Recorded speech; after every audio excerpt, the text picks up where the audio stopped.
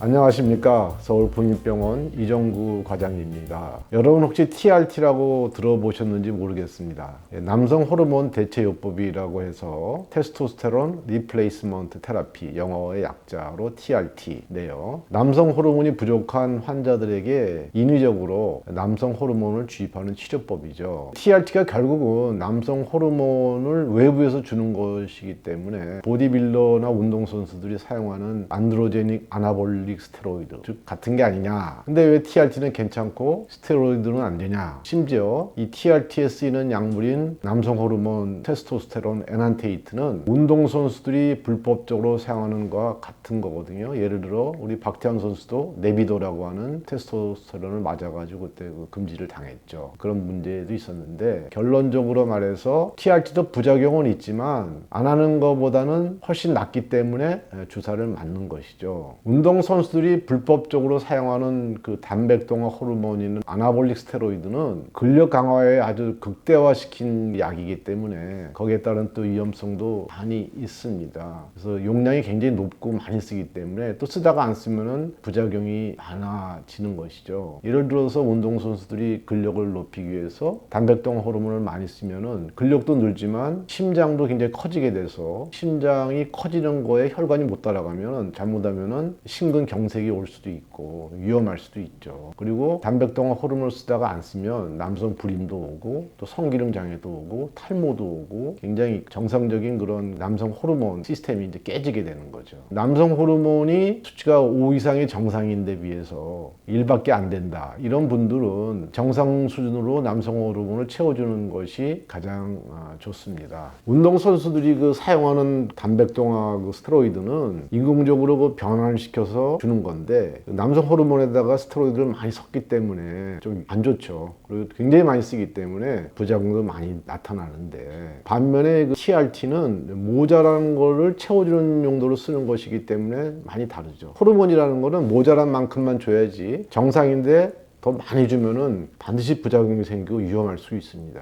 예를 들어서 남성 호르몬 수치가 5 이상이 정상인데 1밖에 안 나온다. 이런 사람들은 정상 수준으로 채워주는 것이 굉장히 좋고, 부작용을 조금 고려하더라도 장점이 훨씬 더 많다고 볼 수 있는 거죠. 사실 TRT는 2000년 이후에 많이 유행이 됐는데, 처음은 1935년도 정도에 개발이 됐는데 남성 호르몬이 아주 그 결핍된 환자들에게만 제한적으로 사용이 됐어요. 부작용 때문이죠. 그런데 2000년 들어서면서 새로운 약물들이 많이 개발이 되고, TRT가 특히 미국 등지에서 이제 젊음을 유지한다, 활력을 유지한다 그래서 미국에 있는 많은 남자들, 특히 그 이 월가나 실리콘밸리에 있는 그 성공한 남자들이 그 활력을 유지하기 위해서 많이 처방을 받게 됐습니다. 그런데 이분들 중에는 남성 호르몬이 부족하지 않은데도 어떤 신체 활력과 근육 증강 목적으로 그냥 사용하는 거죠. 이렇게 되니까 오히려 부작용이 많아지고, 이런 단백동화 호르몬을 맞는 거와 마찬가지로 TRT 치료를 받는 사람들에게서도 이런 부작용들이 문제가 되고, 뭐 미국의 여러 가지 MBC나 CBS 등에서도 이런 기사를 많이 다루고, 어떤 사람은 그걸 맞고 나서 죽은 사람도 있다, 이런 식으로 이제 이슈화가 됐죠. 그래서 정상인 경우에는 남성 호르몬을 주면은 결과적으로는 우리 스테로이드를 맞는 거나 마찬가지가 되죠. 그런데 이 남성 호르몬이 과도하게 들어오면은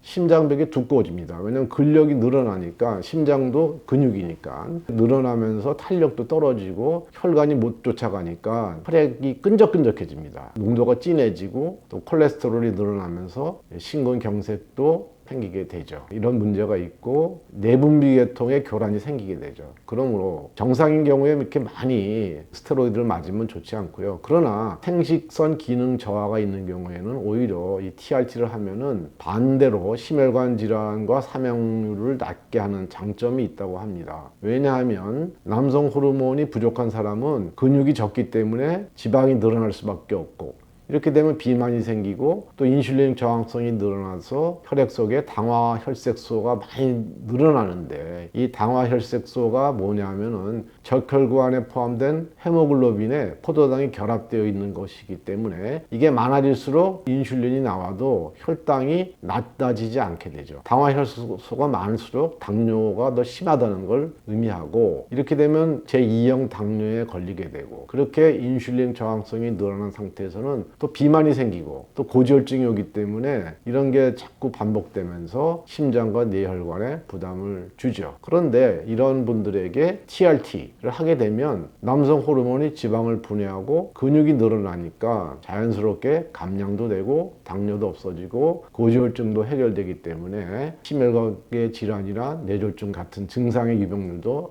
낮아지죠. 그래서 결론적으로는 TRT의 부작용이 완전히 없는 건 아니지만 성선 기능 저하증이 있는 경우에는 받는 것이 안 받는 것보다 여러모로 낫다, 이렇게 볼 수 있고, 그리고 의사의 지도를 잘 따라서 면밀하게 여러 가지 검사를 하면서 감시를 하면서 적정 수준을 유지하고 꾸준하게 운동을 하게 되면 여러 가지 위험에서 벗어날 수도 있고요. 또 무엇보다도 남성 호르몬이 정상 수준이 되면 삶의 활력도 되고 더 젊어지기도 하고 아주 많은 그런 긍정적인 효과가 있습니다.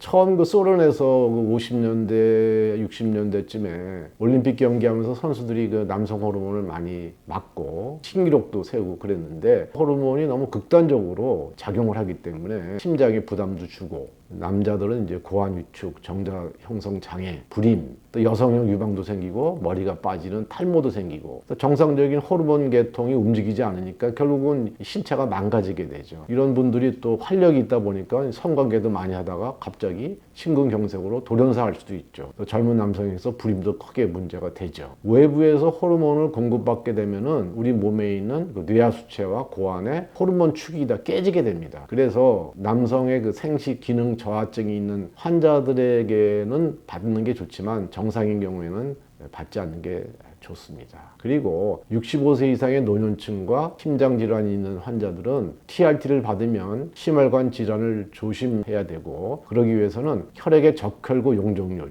우리가 헤마토크리시라고 하죠. 또 콜레스테롤 수치, 또 이 전립선암 수치인 PSA 수치 등을 주기적으로 관찰해야 합니다. 이런 것들을 잘 봐가지고 조심스럽게 투여하면 안전하게 우리가 진료를 받고 건강을 회복할 수 있습니다. 자세한 내용은 부인병원 비뇨의학과의 이정구 과장, 저를 찾아오시면 자세한 컨설팅을 해드리도록 하겠습니다. 다음 기회에 더 재밌고 유익한 내용으로 찾아뵙도록 하겠습니다.